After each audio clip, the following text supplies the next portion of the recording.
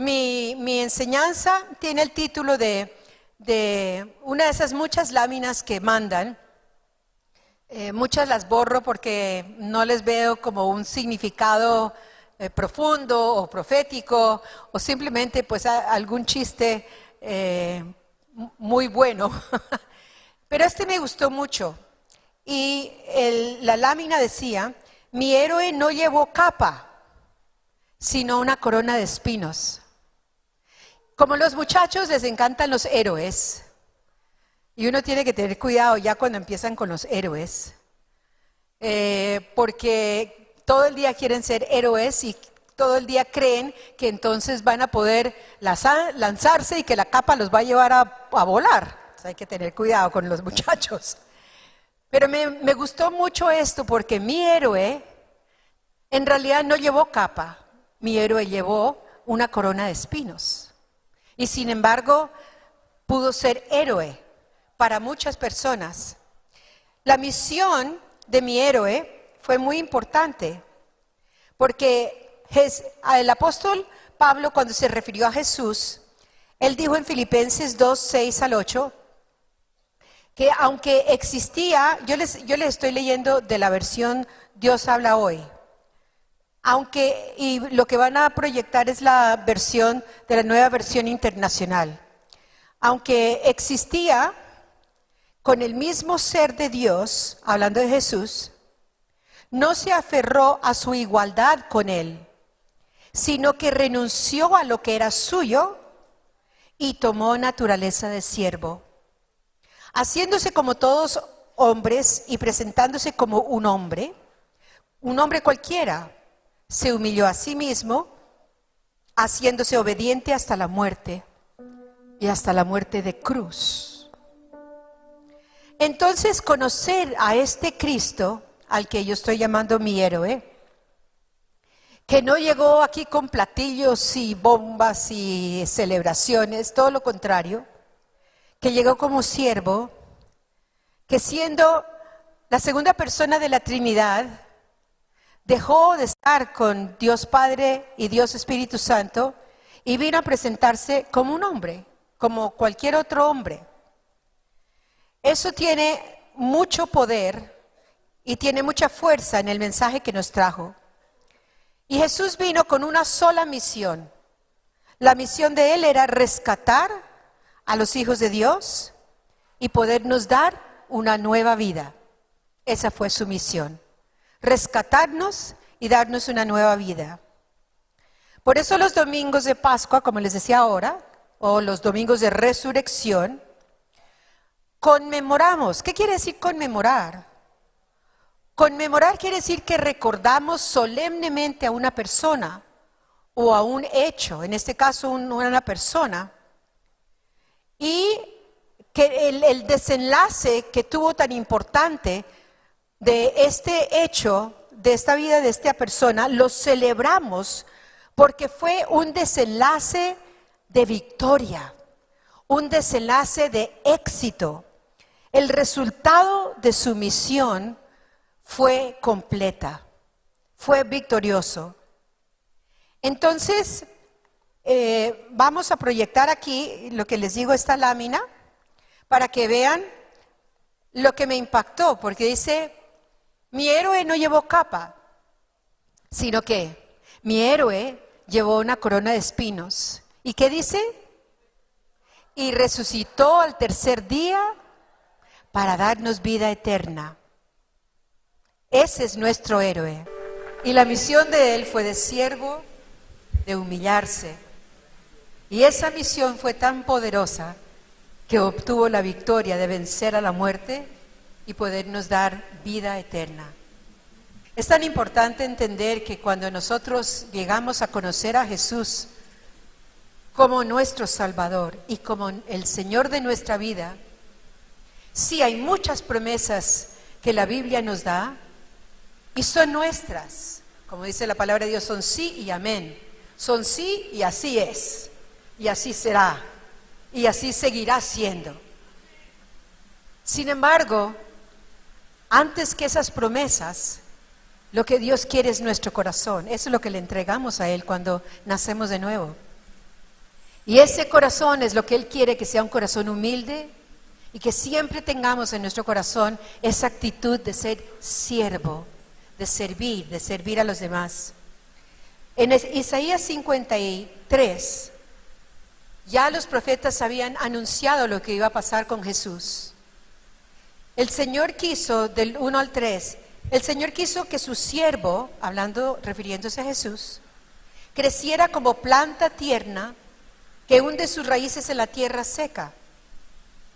No tenía belleza ni esplendor, su aspecto no tenía nada atrayente, los hombres lo despreciaban, lo rechazaban, era hombre lleno de dolor, acostumbrado al sufrimiento, como alguien que no merece ser visto. Lo despreciamos y no lo tuvimos en cuenta, dice la palabra del Señor. También vamos a seguir leyendo Isaías en 53, del 4 al 10. Y sin embargo, Él estaba cargado con nuestros sufrimientos. Estaba soportando nuestros propios dolores, los tuyos y los míos. Nosotros pensamos que Dios lo había herido, que lo había castigado y humillado, pero fue traspasado a causa de nuestras maldades. El castigo que Él sufrió nos trajo a nosotros la paz. Por las heridas que Él recibió, alcanzamos nosotros salud. Todos nosotros nos perdimos como ovejas, siguiendo cada uno su propio camino. Pero el Señor cargó sobre Él la maldad de todos nosotros. Fue maltratado, pero se sometió humildemente y ni siquiera abrió su boca. Lo llevaron como cordero al matadero y Él se quedó callado.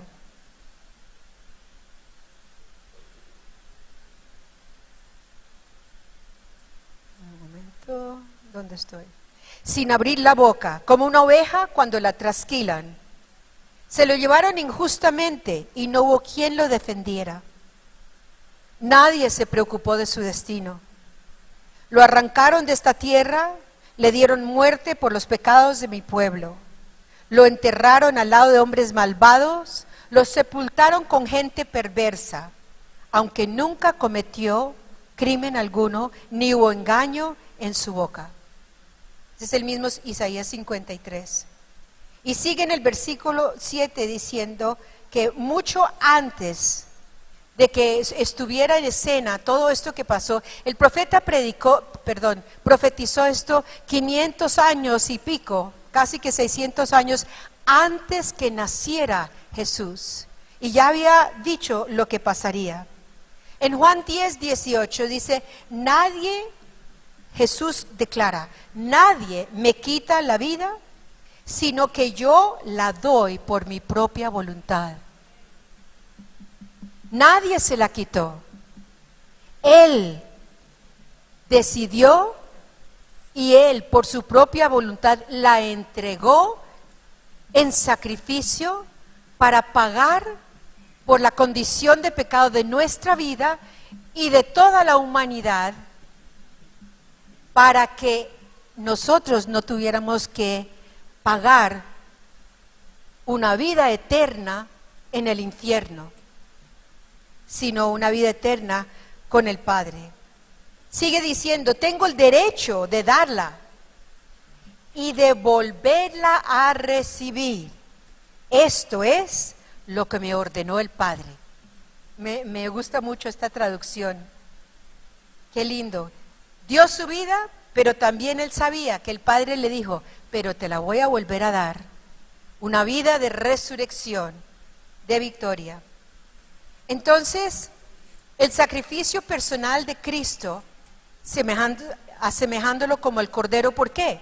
Porque antiguamente el pacto de Israel, ellos tenían por oficio ofrecer un cordero para que la sangre de ese cordero fuera la que tapara los pecados del pueblo de Israel, porque no podía limpiarlos. Entonces lo hacían simbólicamente como un sacrificio hacia Dios para tapar su condición pecaminosa, aunque quizás no entendían que el profeta había ya anunciado y que Dios les instituyó a ellos ese sacrificio que vendría a hacerlo Jesús, dando su vida como ese cordero que ellos sacrificaban.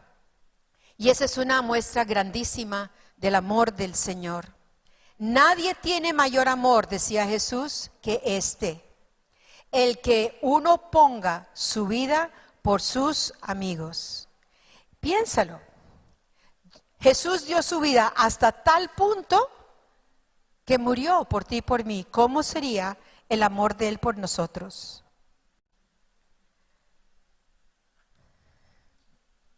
Entonces lo que estamos diciendo, que Jesús toma nuestro pecado y nos da su salvación. Y tenemos otra proyección que les quiero mostrar, muy linda. Me habló mucho esta proyección. Esto es, ¿qué dice? Lo que está escrito. Que el Cristo, ¿qué iba a hacer? Padecerá y resucitará al tercer día. ¿Y qué tiene en la mano? Tiene ahí la herida, la señal, la herida de lo que fue ese clavo para Él. Y también puedes proyectarme, por favor, la cruz. ¿Qué dice este? No fueron los clavos los que sostuvieron a Jesús en la cruz. Fue su amor por ti y por mí. Qué lindo. Leámoslo juntos todos. No fueron los clavos los que sostuvieron a Jesús en la cruz. Fue su amor por ti y por mí. Por amor Él murió. Por amor Él dio su vida. Por amor el Padre envió a su único Hijo para que diera su vida para ti y para mí. Y la misión que tuvo Cristo, misión de victoria, misión de victoria. ¿Cuál fue la victoria? ¿Cuál fue el éxito? ¿Cuál fue el desenlace? ¿Cuál fue el resultado? La palabra dice que creían que lo habían vencido, que el diablo creía que había ganado, pero no pudo entender nadie, aún sus discípulos. Él les había dicho que volvería, les había dicho que era necesario, pero aún ellos no le habían entendido. Necesario porque era necesario que Él muriera, descendiera al infierno, pasara los 3 días allí y que entonces pudiera ser sacado, resucitado por el poder del Espíritu de vida de en medio de la muerte y triunfar victoriosamente sobre la muerte, porque Cristo ha resucitado y Él vive, Las manos traspasadas de Jesús revelan el corazón de Dios de amor por nosotros. Esa mano que mostramos ahora, esa mano muestra, la mano, está representando la mano de Jesús traspasada que muestra el amor de Jesús al haber dado su vida. Porque Cristo vive, la palabra de Dios dice que tú y yo vivimos también. Porque Cristo resucitó y nos dio vida nueva, la palabra de Dios dice, la promesa del pacto del Padre es que todo el que cree en Él, todo el que declare su nombre, que confiese su nombre, que cree que Él murió en la cruz dando su vida por nosotros, que cree que Él descendió al infierno y que resucitó por el poder del Espíritu de Dios al tercer día, que todo el que lo declare a Él como Señor será salvo. ¿Por qué tan sencillo? Porque tú no puedes hacer nada para ganarte la salvación, ni puedes merecértela. Nada que hagamos hace que no la ganemos, ni que no lo podamos merecer, porque Él lo hizo todo. Jesucristo lo hizo todo. Nada le podemos agregar, nada. Sin embargo, es tan difícil para que muchas personas crean eso, que parece ser tan sencillo, que el mismo Jesús dijo que los niños podían creer. Porque hay dureza de corazón, porque todo hay que juzgarlo. ¿Por qué no creer lo que Dios dijo? Es tan sencillo. Él ha resucitado. Jesús declaró: yo soy la resurrección, yo soy la vida. El que cree en mí para siempre, ¿morirá? Vivirá. Entonces, ¿por qué morimos físicamente? Bueno, de eso hablamos hace un mes o más. Porque esta carne eventualmente se acaba y muere, pero el espíritu seguirá viviendo eternamente en la presencia de Dios. Y esa vida eterna comienza desde ya, desde que nosotros le damos nuestra vida a Jesucristo. Hay muchas pruebas que son infalibles, pruebas históricas, pruebas que han encontrado en la arqueología. La Biblia dice que Jesús se presentó vivo después de todos los sufrimientos, porque hay muchas pruebas de que Él se hubiera presentado.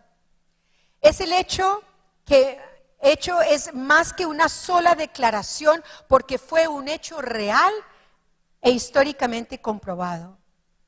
Es un reto para los críticos, sigue siendo un reto, seguirá siendo el reto. Critican la resurrección, literal, en cuerpo. Critican tantas cosas de la vida de Jesucristo. Sin embargo, tengo otra lámina. Esta me encanta. Miren, leamos de izquierda a derecha. Estas son las tumbas de grandes hombres conocidos, filósofos, históricamente, religiosos. A ver, empecemos por Buda, Mahoma, Lutero, Calvino, Kant, Marx. Sigan. Pablo, Freud, Elvis. Bueno, ese es un héroe. ¿Y cómo están las tumbas? La lápida sigue ahí con el nombre del que murió.